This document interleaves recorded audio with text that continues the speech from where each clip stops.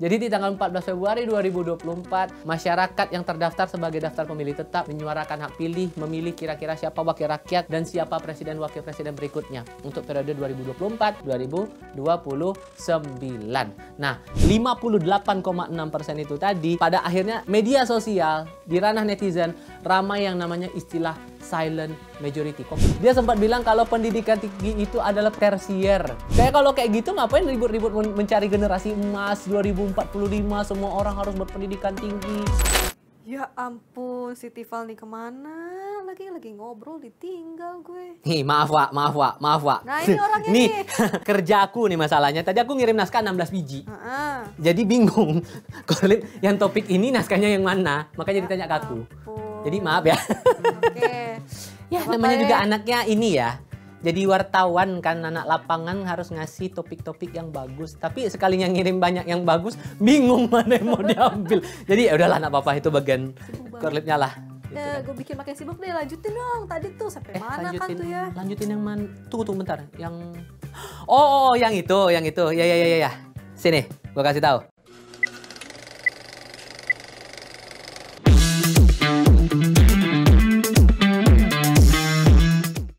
Itu. Oh, tapi sebelum itu gue inget banget 17 Agustus nih, ada yang menarik. Ada yang beda. Jadi untuk pertama kalinya waktu itu kita ngerayain Hari Merdeka tanggal 17 Agustus, tapi di dua lokasi berbeda. Pertama di Jakarta dan yang kedua di Ibu Kota Baru, di Ibu Kota Nusantara di Kalimantan Timur. Aku kebetulan dapat tugas waktu itu di Istana Merdeka Jakarta. Di Istana Merdeka Jakarta waktu itu upacara HUT RI-nya mulai dari pengibaran sampai penurunan bendera pagi sampai sore itu dihadiri oleh para wakil presiden. Jadi wakil presiden ke-13 Pak Ma'ruf Amin dan wakil presiden terpilih yang menjadi wakil presiden ke-14 Gibran Raka Buming Raka hadir dalam HUT RI di Jakarta. Sementara IKN di Ibu Kota Nusantara Kalimantan Timur itu dihadiri oleh para presiden. Presiden Joko Widodo sebagai presiden ke-7 RI dan Presiden Prabowo Subianto sebagai presiden ke-8 Republik Indonesia. Dan waktu itu nuansanya ya kita kalau tiap tahun kalau udah HUT RI nuansanya nuansa Nusantara kan. Jadi pada pakaian adat lah, nggak cuma dari para pejabat tapi juga ada mereka-mereka para tamu undangan dari segala lapisan masyarakat. Terutama aku yang liputan ke sana pun pakai baju adat, pakai adat Betawi waktu itu aku masih ingat bajunya hitam. Mau lihat dong fotonya nanti. Malu aku sebetulnya nunjukin kayak gitu. Cuma gitulah. Jadi uniknya selalu kayak gitu. Cuman yang lebih menariknya lagi adalah karena menggelar HUT RI di dua lokasi berbeda itu tadi. Karena kan setelah disahkan undang-undang IKN dan pembangunan lagi digarap, terutama Istana Kepresidenan di IKN, kayaknya kalau udah jadi nih kita coba untuk merayakan HUT RI. Karena semangatnya waktu itu oleh Presiden Joko Widodo adalah kita coba untuk bikin HUT RI di IKN. Direalisasikanlah waktu itu. Untuk menyambut 17-an di sana, IKN kan dipersiapkan dibikin mateng lah selain pembangunan lapangan upacara iya, ditambah 12 tower untuk menampung para ASN di sana sebelum 17 Agustus sebagai tempat penginapan waktu itu di sana. Ada bandara IKN juga yang siap dipakai dan pemerintah menyiapkan bandara alternatif kalau sewaktu-waktu terjadi kepadatan lah. Banyak kan, bayangkan lah kalau orang udah antusias pada hal yang baru pasti banyak yang berdatangan tuh. Betul. Terutama mereka-mereka yang bukan tamu undangan. Jadi kan menangkap nuansa itu dibikinlah alternatif-alternatif yang memungkinkan masyarakat biar bisa datang ke IKN. Nah, mempersiapkan IKN ini sebagai tempat upacara 17-an sampai keluar anggaran. Tebak-tebakan lah, anggarannya berapa kira-kira? Miliaran sih yang pasti ya. Jelas. Waktu itu aku liputan juga tuh nanya ke Kementerian Keuangan waktu konferensi pers APBN kita. Dan itu dijelaskan oleh Menteri Keuangan dan jajaran Kemenkeu bahwa karena perayaan HUT RI 2024 itu dibikin dua lokasi, anggarannya jadi lebih dong. Dan waktu itu catatan anggarannya dibutuhkan sebesar 87 miliar rupiah. Ya wajar karena kan barang baru jadi harus persiapkan infrastruktur baru di IKN, menambah fasilitas-fasilitas lain dan untuk menunjang juga para tamu undangan yang datang ke IKN terutama kayak gitu. Tapi kayaknya ya seingat gue setelah 17-an ada momen yang mengejutkan. Apa mengejutkan kayak mana? Ada demo di depan gedung DPR. Iya nggak sih? Demo. Oh yang masalah RUU Pilkada. Iya. Aku sempat liputan juga ke sana dan melihat detik demi detik perubahan suasana yang terjadi. Aku sebetulnya ada di dalam kompleks MPR DPR waktu itu. Karena waktu itu kan aku penugasannya buat mantau detik-detik pengesahan RUU Pilkada yang sudah diproses di Badan Legislasi DPR dan di tingkat balik itu dinyatakan sepakat untuk dibawa ke paripurna. Ada revisi terhadap itu menyesuaikan dengan putusan MK ya, putusan putusan MK waktu itu, putusan MK nomor 70 soal syarat lagi nih, syarat pendaftaran calon. Syarat pendaftaran calon. Karena waktu itu masih agak diragukan oleh publik nih, syarat calon nih mau digimanain pas dibawa ke DPR nih. Apakah akan mengikuti putusan MK atau justru akan ada perubahan. Jadi skeptisme di publik tuh sampai segitunya, sampai dikawal terus tuh, terutama kita yang memantau di DPR. Keluar putusan, MK ngubah syarat pencalonan itu yang kayak ku bilang di awal, bahwa ditetapkan syarat minimal itu sejak mereka ditetapkan sebagai pasangan calon. Setelah putusan MK itu kan DPR di badan legislasi yang ku bilang tadi bentuk panitia kerja kan, buat revisi undang-undang pilkada. Yang waktu itu nuansanya DPR ini coba untuk menganulir putusan MK soal syarat itu. Jadi syarat yang dibilang sejak mereka ditetapkan sebagai peserta pilkada itu mau coba dibatalkan dan mengubahnya dengan diksi yang lain. Coba diakalin lah kalau kata bahasanya netizen kayak gitu kan, dengan bikin pelonggaran threshold lah, hanya berlaku buat partai politik yang tidak punya kursi di DPR, syarat kayak begitu. Terus ada tambahan ketentuan lagi waktu itu apa ya? Ada tambahan pasal 40 di revisi undang-undang pilkada itu yang dibahas Panja. Dan kau tahu prosesnya yang bikin publik lagi makin agak mempertanyakan prosesnya? Itu revisi di tingkat badan legislasi cuma memakan waktu 3 jam. 3 jam rapat, ketok palu. Jadi barang tuh bawa ke paripurna. Cepat banget, terburu-buru ya. Itulah makanya demonya besar-besaran kan waktu itu, dari pagi sampai malam. Mau dibubarkan juga susah waktu itu kan. Padahal kan udah paham nih putusan MK ini sifatnya final and binding. Final, mengikat, nggak bisa ditawar-tawar dengan apapun. Muncullah aksi massa saat rapat paripurnanya. Demonya itu muncul di momen-momen paripurna. Momen paripurna mau ditetapkan oleh seluruh anggota DPR, karena kan paripurna itu yang mimpin adalah jajaran pimpinan DPR RI bersama dengan para anggota DPR RI dari 8 fraksi partai gitu kan. Nah, di detik-detik itu aku ingat betul tuh tiap detik perjalanan rapat waktu itu sampai akhirnya bel berbunyi. Bel berbunyi, tanda rapat dimulai. Saat itu dipimpin oleh Wakil Ketua DPR RI Sufmi Dasko Ahmad rapatnya, rapat paripurnanya, sidang paripurnanya. Ternyata setelah dicek nggak nyampe quorum anggota yang hadir dalam rapat paripurna itu. Sampai akhirnya diskors rapatnya selama 30 menit sampai momennya dapat, sampai quorum terpenuhi. Nunggulah 30 menit. Aku pun kan lihat-lihat nih siapa nih yang nggak datang, siapa gitu kan. Sambil memantau, sambil koordinasi sama tim liputanku satu lagiannya di sana. Dicabut skorsnya dan ternyata nggak sampai quorum lagi ternyata, saudara-saudaraku. Disitulah kayak, hah? Serius nih? Gitu, maksud aku tuh kayak, ini beneran? Gitu. Oh yaudah, ternyata diambil keputusan bahwa ini proses tidak bisa dilanjutkan. Intinya kayak gitu, poin yang aku dapatkan. Wartawan sibuk untuk mencari konfirmasi apa alasannya nih nggak sampai quorum, kenapa? Sampai tanya ke beberapa fraksi, ini apa sih yang bikin nggak sampai quorum? Di dalam kompleks parlemen begitu, di luarnya makin gaduh. Di luar kan demo tadi aku bilang.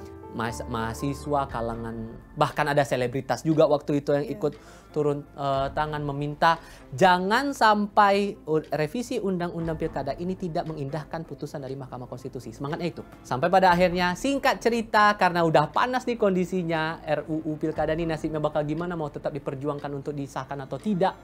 Pada akhirnya pengesahan RUU pilkada dibatalkan. Jadi pada intinya dari Bang Dasko juga bilang waktu itu di konferensi pers terakhir malam-malamnya, putusan untuk syarat minimal untuk peserta pilkada akan mengikuti putusan dari Mahkamah Konstitusi. Titik. Sampai di situ. Gitu ceritanya. Itu cerita dinamika di parlemen ya. Tapi yang juga nggak kalah menarik adalah masalah pesawat-pesawatan. Kau paham kan arahku kemana arahnya tuh kan? Gue inget banget, rame banget di sosmed, netizen. Soal apa tuh? Jet pribadi gak sih? Iya, masalah jet pribadinya yang dinaikin sama Kaisang sama istrinya Erina Gudono waktu itu kan sempat di-upload tuh di medsos sama Erina di Instagram story, dia lagi naik jet pribadi menuju ke Amerika Serikat waktu itu. Kayak warganet nih ambil konteksnya nggak ada peka-pekanya gitu loh, lagi heboh masalah RUU pilkada, orang lagi memperjuangkan hak rakyat untuk bisa mendapatkan pemimpin daerah, calon pemimpin daerah yang terbaik menurut mereka, tapi kok kayak nggak ada rasa peduli gitu, nunjukin gaya hidupnya mewah, kok sampai begitu berani posting-posting lagi di pesawat, lagi liburan, lagi main-main apa gitu-gitu waktu itu.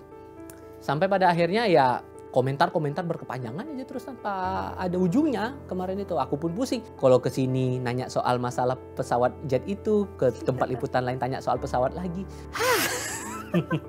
akhirnya ya udah lama-lama reda nih soal jet pribadi. Ya ada lagi momen kita. Coba ingatkan aku, ini momen apa lagi nih kalau aku ingat-ingat biar bisa kebantu nih kan.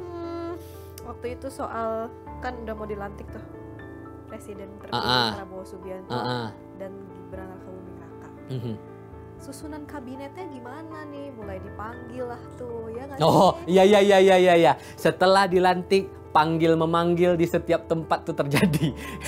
Jadi mulai dari para calon-calon menteri dan calon wakil menteri, calon kepala badan tuh dipanggil sama Presiden Prabowo. Di waktu itu kan sempat paling pertama dipanggil tuh kan yang di mana? Hambalang paling pertama. Habis itu kan mendekati pelantikan dipanggil lagi beberapa tokoh di kediamannya di Kertanegara, Jakarta Selatan.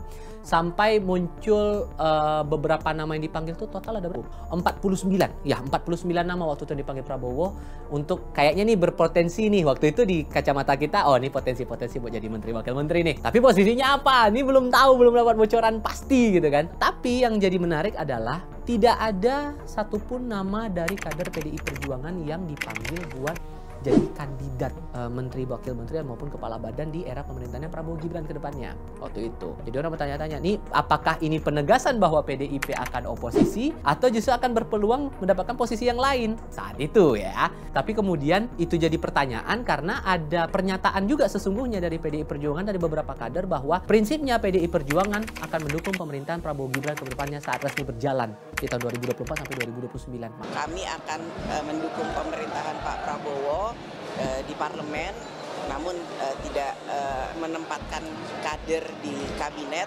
walaupun kami juga akan terus mendukung pemerintahan Pak Prabowo untuk membangun Indonesia.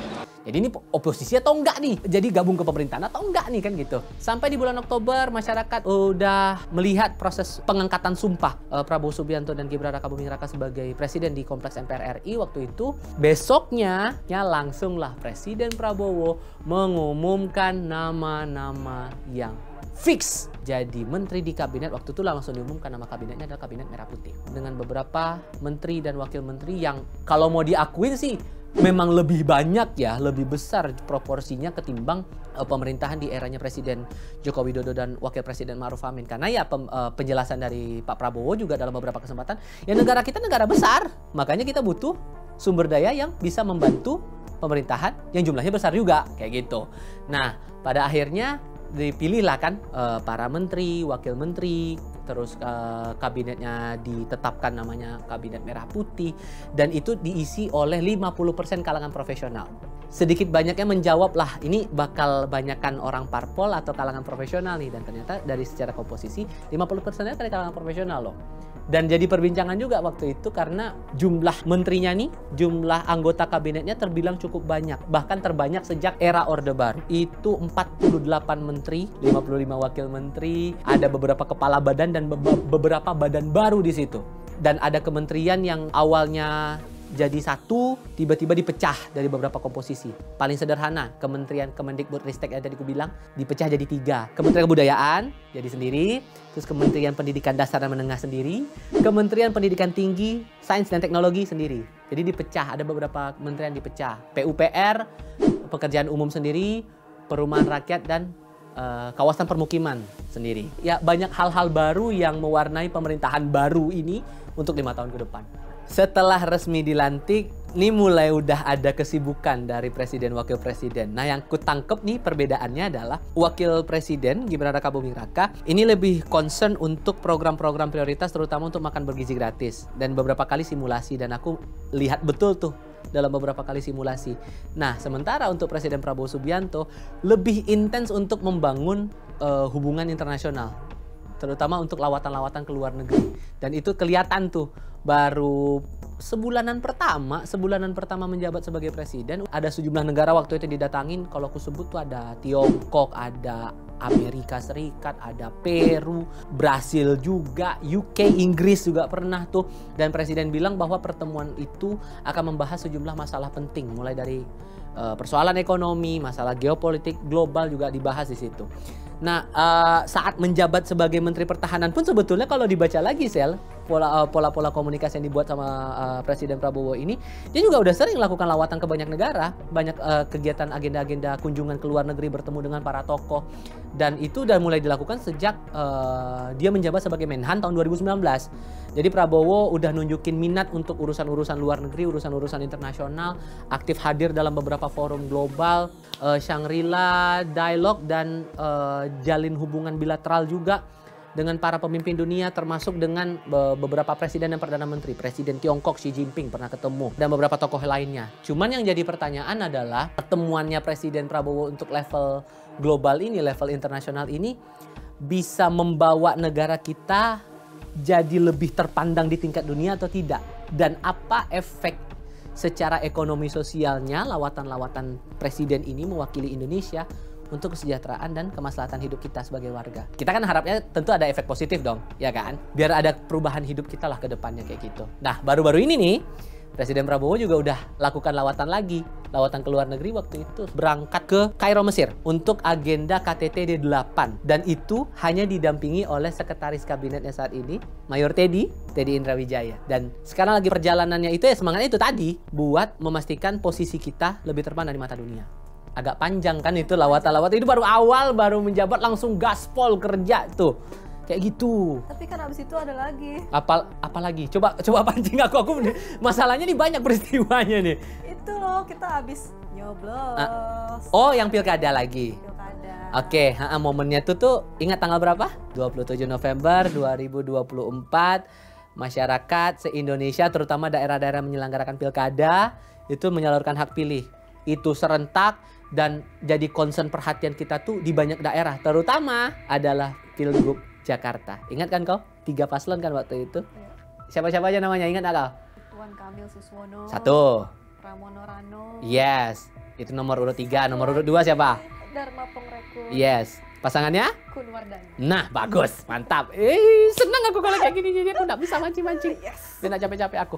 Cuman yang menarik ya, selain karena ada 3 pasangan calon dengan berbagai latar belakang, kan 2 paslon dari partai politik, 1 dari independen yang si Dharmakun ini. Tapi yang juga menarik untuk diperhatikan adalah masalah endorsement. Ada dukungan dari tokoh politik yang terbilang cukup besar. Siapa itu? Ada endorsement dari Presiden ke-7 Joko Widodo dan Presiden saat ini Prabowo Subianto untuk calon-calon kepala daerah. Kelihatan lah kan ada dukungan terbuka dari Pak Jokowi dan Pak Prabowo untuk pasangan Ridwan Kamil Suswono di Jakarta. Terus dukungan untuk pasangan Ahmad Lutfi Tachiasin juga tuh untuk di Jawa Tengah. Tapi memang epicentrum yang cukup menjadi perhatian adalah ya Pilgub Jakarta. Sekalipun udah bukan ibu kota negara lagi secara undang-undang ya, karena udah statusnya bukan DKI tapi DKJ, Daerah Khusus Jakarta. Nah, momen ini kalau dilihat lagi para tokoh ini punya efek ekor jas lah, efek ekor jas yang cukup kuat untuk bisa menaikkan elektabilitas saat itu dengan dukungan Pak Jokowi untuk Ridho, begitu juga untuk dari Pak Prabowo untuk Ridho, karena ya ada dukungan Ridho ini kan diusung dari Partai Koalisi Indonesia Maju Plus ya kan, koalisi yang terbilang besar, koalisi pemerintahan saat ini juga di tataran pemerintahan pusat. Belak-belakan waktu itu Pak Jokowi bilang, saya RK, butuh yang gimana lagi, butuh yang seperti apa lagi. Terang-terangan loh dia ngomong kayak begitu. Itu dianggap akan memberikan efek elektoral untuk pasangan Ridho yang waktu itu terbilang cukup sengit lah secara elektabilitas survei dengan pasangan Pram Rano.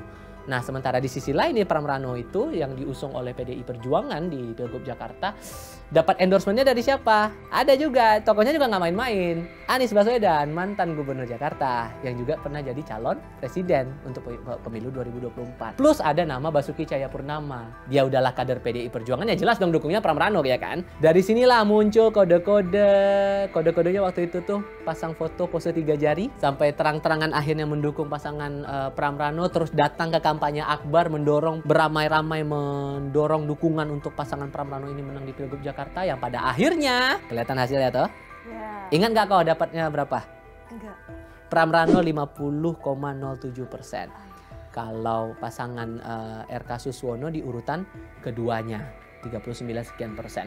Nah, di satu sisinya begitu, di sisi lainnya nih tim pemenangan RK Suswono waktu itu kan momentumnya karena melihat hasil survei dulu ya. Hasil survei mencoba untuk mempersiapkan gugatan, dan setelah hasilnya direkapitulasi secara di tingkat provinsi oleh KPU Jakarta, mereka akhirnya menyatakan, oke, kita bakal menggugat nih. Bakal menggugat hasil Pilkada Jakarta ke Mahkamah Konstitusi dengan alasan waktu itu dasarnya karena formulir C6 tidak tersebar secara merata yang membuat akhirnya hak pilih dari masyarakat Jakarta tidak tersebar secara merata juga. Ini membuat mau itu 01, 02, 03 sebetulnya tidak ada yang menang. Waktu itu kan dari tim hukumnya bilang begitu pas di konferensi pers. Cuman kok sampai di momen pendaftaran gugatan atau pendaftaran sengketa hasil pilkada sampai hari terakhir pendaftaran di MK nggak muncul-muncul tim hukum Ridho buat daftar gugatan. Ya bisa dibilang gitu sampai detik terakhir tuh nggak muncul-muncul sampai pendaftaran ditutup. Ya akhirnya bahasanya apa? Nggak jadi daftar dong. Begitu juga dengan pasangan nomor urut 2, pasangan Darmakun yang waktu itu sempat niat untuk mendaftar, akhirnya tidak terlihat juga mendaftar di MK dan tidak terdata juga laporan gugatannya di Mahkamah Konstitusi. Sampai akhirnya resmi sudah nama Pramono Anung Rano Karno menjabat sebagai gubernur dan wakil gubernur terpilih untuk daerah khusus Jakarta. Bukan DKI Jakarta ya, DKJ, daerah khusus Jakarta. Gitu ceritanya. Wah, dari sekian panjang cerita pilkada ini. Ada lagi nggak sih kira-kira? Apa udah ya itu ya? Ranah politik pilkada udah. Jadi kan cerita udah beres pilkada. Pilkada udah beres. Pilkada udah beres, tapi ternyata ada lagi nih momen-momen politik yang juga terbilang cukup momen gitu kan. Momennya adalah PDI Perjuangan nih belum lama ini sudah mengumumkan dan menyampaikan surat pemecatan terhadap siapa? Terhadap Joko Widodo, terhadap Gibran Rakabuming Raka dan Bobi Nasution, mantunya Jokowi. Nah ini gara-gara ini pas ya kalau kita ingat lagi, kalau kita tarik ke belakang kan ini pasti hubungannya dengan Pilpres juga kan, waktu momen-momen pemilu serentak yang beda posisi, beda paham, beda dukungan dengan PDI Perjuangan yang waktu itu mengusung pasangan Ganjar Pranowo Mahfud MD. Begitu juga yang tergambar di momen-momen pilkada serentak tahun 2024. Pemecatan waktu itu diumumkan sama Ketua Bidang Kehormatan DPP PDI Perjuangan Komarudin Watubun waktu itu, dibacakan surat keputusannya bahwa ketiganya dinyatakan dipecat karena dianggap melakukan tindakan-tindakan yang mencederai kepercayaan rakyat terhadap PDI Perjuangan. Jokowi waktu itu disebut melakukan kegiatan yang merugikan partai. Terus Jokowi dianggap melakukan intervensi terhadap Mahkamah Konstitusi demi kepentingan keluarga. PDIP juga menganggap Joko Widodo ini sudah merusak sistem demokrasi di Indonesia. Itu untuk Joko Widodo. Pandangan terhadap Gibran, PDI Perjuangan waktu itu mengumumkan surat pemecatannya bilang gini, dasarnya itu karena melakukan pelanggaran kode etik dan disiplin anggota partai karena menjadi calon wakil presiden dari partai yang lain. Ya kan? Dia kan didukung Kim Plus, sementara saat itu posisinya dia kan masih jadi kader PDI Perjuangan. Kenapa kok beda haluan? Nah itu yang menjadi dasar. Sementara mantunya Pak Jokowi, Bobi Nasution waktu itu dipecat gara-gara melanggar kode etik. Hal itu dipicu dia maju cagup tapi lewat partai yang lain. Usungannya ya itu tadi, Koalisi Indonesia Maju di Sumatera Utara. Nah responnya Pak Jokowi gimana setelah itu? Beliau sih kemarin pas diwawancara sama wartawan bilangnya, ya enggak apa. Artinya saya menghormati itu. Nanti waktu yang akan mengujinya, ya. Itu ya nggak apa-apa gitu, ya nggak apa-apa. Saya menghormati itu. Intinya dia menghormati. Ya udah itu jadi putusannya PDI Perjuangan. Katanya lagi nanti waktu yang akan menguji, katanya. Waktu yang akan menguji. Jadi kepikiran lagi dong. Apa nih maksudnya? Apa nih arahnya? Apakah kemudian akan jadi ada peluang nggak nih buat Pak Jokowi buat jadi kader di partai lain?